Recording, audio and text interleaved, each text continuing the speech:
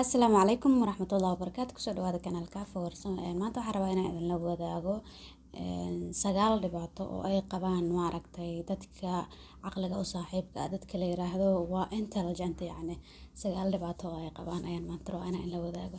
Dhibaatada koowaad ayaa waxa ay tahay dadkaasi mar walba waa dad tartan ku jira. Mar walba waxay isku dayaan inay sumcaddooda ilaashadaan, mar walba waxay rabaan inay qofka ugu fiican noqdaan, markaas ayay maaragtay si xoog ayay u shaqaynayaan.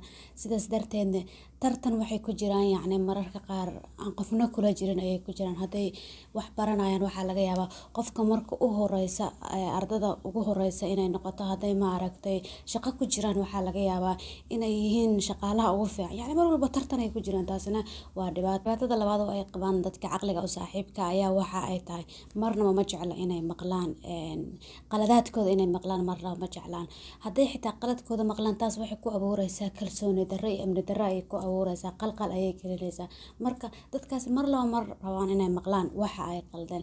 Dhibaatada saddexaad oo ay qabaan ayaa waxay tahay mar walba iska indha tiraan inta ay leeyihiin, amaba waxay u maleeyaan in ayagu in yar leeyihiin oo dadka kale qiimo badan ay leeyihiin. Waxay aaminsan yihiin inay ka in yar yihiin dadka kale. Dhibaatada afraad oo ay qabaan ayaa waxay tahay waa dad aad iyo aad u walwal badan. Sababtoo ay u walwalayaan ayaa waxa ay tahay, yacni mararka qaar waxaa laga yaabaa waxyaabo aanan arkin amaba aan fahansanayn in ayagu fahmayaan.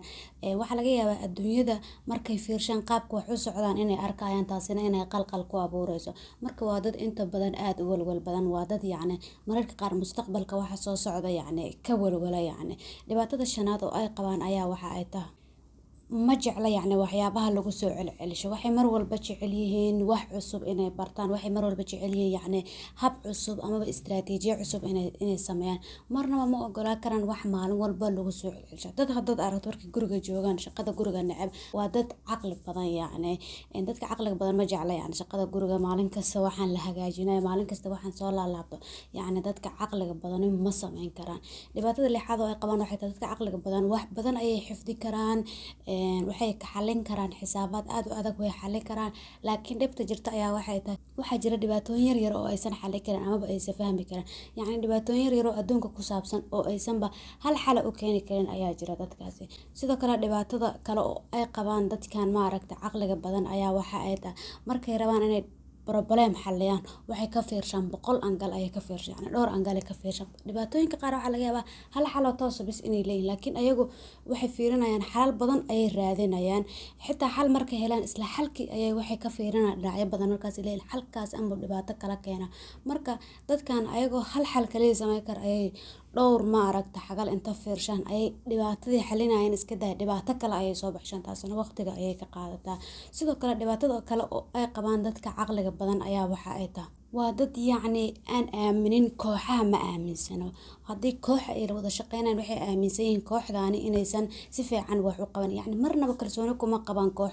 Ayaga is aaminsan, ayaga waxay dusha iska saaraan mas'uuliyadda dhan, ayaga hawsha dhan wada qabta. Ayaga is dhahaya dadka kooxdan ka mid ah hawsha saa u rabteen qaban mayso, dadka kooxdan ka mid ah yacni ayaga guuldarro idin keena ayuu ka fikiraya.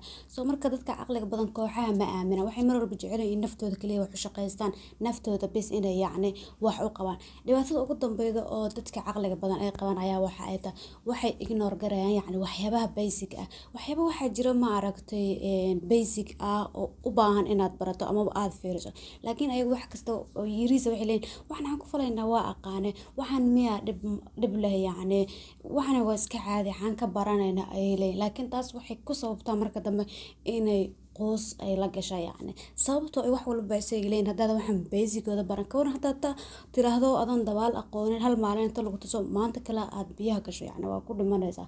Dadkaasi waa dad noocaas ah, yacni waxyaabaha yarkaa waa iska indha tiraan, mar walba wax waaweyn ayay raadsan. Waxyaabahaas yarkaa ay indha tiraan darteedna ayaa dhibaatooyin u keentay. Marka adigu ma tahay qof caqli badan? Sagaalkan dhibaatane ma qabtaa oo yacni dadka sagaalkan dhibaato la rafaada ma taha. Intaas ayaan jeclaa maanta inaan la wadaago. Ku mahadsantahay daawashada muuqaalkan. Asalaamu calaykum waraxmatullahi wabarakaatu.